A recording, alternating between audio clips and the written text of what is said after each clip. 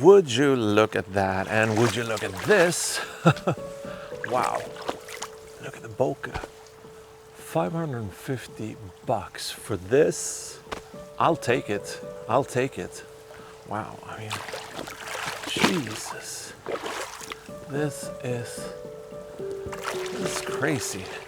So hey there, and sorry for taking so long, but here it is, my review of the new Sirui Aurora 35mm f1.4. If you follow me on Instagram, you may have figured out that we are going to be comparing this to the Sigma R35 f1.4 and the Sony 35 f1.8 and do a bit of pixel peeping and comparing. But I mainly want to keep this video centered on the Aurora. After all, it's kind of the star of the show. Now, the footage looks absolutely amazing, and I think this lens have some special qualities to it, you know, things that makes it very special. And speaking about special, if we look at the current pricing at 550 bucks for a full frame weather seal autofocus prime with an f1.4 aperture, that's almost cheating. But let me show you the build quality here real quick before we move on and take a look at some other interesting things. So first things first, the build quality is very impressive.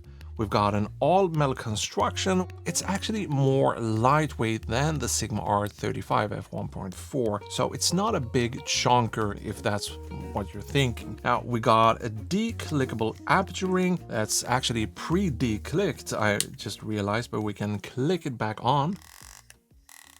We got a nice third of a stop increments here on the aperture ring. And well, here's the little clicker button once more. We got an iris lock button, which I really like. Customizable function button, an AF/MF switch. We got a super duper smooth focus ring here, which we'll get back to here in just a second. Take a look at this side. We got the mount, obviously, a little weather gasket. Remember, weather seal, dust seals and all that. A USB-C port for firmware updates. Actually, speaking of mounts, it is available for not just E-mount, which we're testing in this video, but also for Z, L, and X mount. It takes 62mm filters, so again, it's not a big, heavy chunker. Most of the B-roll in this video was shot at one of my favorite spots that I've translated for you guys to Outlaws Hollow. Legend has it that travelers used to get ambushed here in this area when they were crossing the ravine. In the late 1600s, it was used by Swedish partisans while fighting the Danes, but today it's pretty safe. Now, before we take a look at the optical performance on the shots, let's look at it on a more real-world based scenario. As far as chromatic aberration goes, I've not come across any visible nodes in any of the sample footage, but like I said, we will pixel peep here in just a minute. Same thing if we look at flaring. Rumor has it that Sirui actually models a lot of their autofocus lenses off their Cine glass, which might be why we're seeing some ghosting and flaring, but we're not losing any contrast or any details. Our levels are pretty much intact despite flares here in the image, which is kind of typical for a Cine lens. And if we wind back here and take a look at the Sunstar, I think it looks nice and symmetric. No complaints there on the Sunstars either.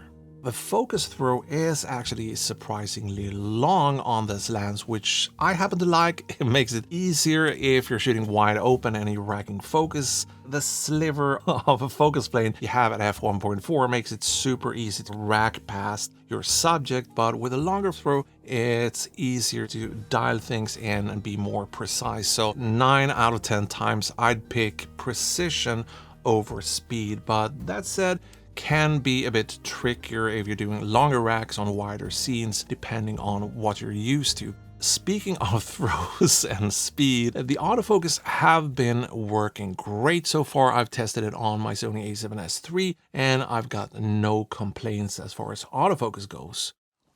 This is one of the stupidest ideas to date, I think. But let's do an autofocus test here in the middle of the creek. We're wide open at f1.4, so I'm gonna step away like this and approach the camera really, really fast without knocking it down. So here we go. That looks... How's the... There's a tiny bit of focus breathing. I've seen worse, for sure. But yeah, definitely some focus breathing, but I'd take it for this separation and the amount of bokeh we're getting. Heck yeah, I'm totally on board with a tiny bit of focus breathing. Yeah, not a problem whatsoever. So that was the obligatory autofocus test, but no review here on this channel, at least when it comes to lenses, feels complete without some bourbon bottle B-roll. Here I just place the bottle out in the creek, trying to play around a bit, get the lens to veil, and just elaborating here with different pockets of light, shadows, whatnot. And I really like how these shots turn out. It's a great subject to show you the subject separation, the bokeh, and the sharpness. And I can't see any chromatic aberration here either, by the way, but it also gives us kind of a foreshadowing here if we look at the specular highlights in the back and how it handles bokeh when it comes to harsher details. If you look at what's going on behind me right now, the crazy amount of bokeh we're getting, it's obviously one of the reasons why you might want a lens like the Aurora 35. Because the bokeh on this lens is obviously fantastic.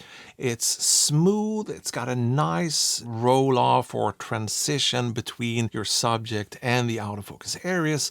The background, I mean, it just melts into this ooey gooey uniform thing. Even if we can see some oval shapes here at the edges, but same thing with the RA signature primes, where we also got a tiny bit of that cat eye. So this here is pretty much what you could or should expect from a good f1.4 lens with a 13 blade aperture. No complaints from me here whatsoever when it comes to the bokeh. But now we're gonna do that pixel peep and see how this $550 lens stacks up against the Sigma Art and that Sony 35 f1.8.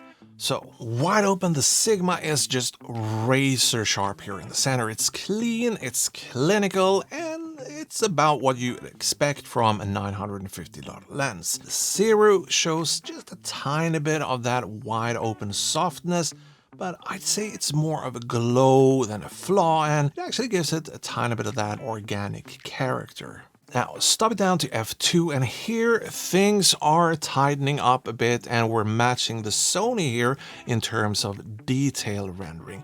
The Sigma is still the sharpest to my eyes, but the gap here at f2 is mostly about character and not clarity. We could stop it down once more here to f2.8, and here they're basically identical as far as sharpness goes. The Sirui's corners have cleaned up, and the contrast is also nice and even.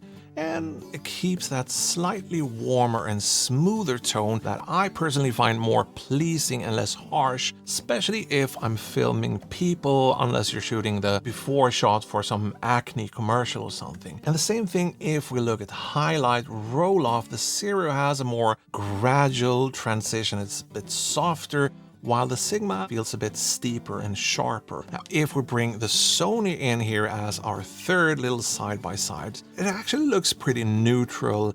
I wouldn't, maybe a bit flatter, I wouldn't call it lifeless, but definitely a bit more clinical and flat compared to both the Sigma and the Sirui, which can be a good thing depending on what you want. But yeah, that's kind of the main difference here between these two if we look at them side by side. The Sirui have almost a touch of that classic Canon L series warmth with that softer and more flattering rendition. So yeah, I think there's a lot of interesting things going on in terms of rendering and offering something different, but at a very, very reasonable price. So I'm kind of curious if any of you guys out there have also already shot with the 35 or maybe the 85 and what you think about these lenses and how they work for you. I absolutely really like this lens, and I think it's gonna get a lot of use here for interviews, talking head. I was actually thinking about shooting this entire video on this lens, but then I wouldn't know what to do with my hands if I did that, so this worked out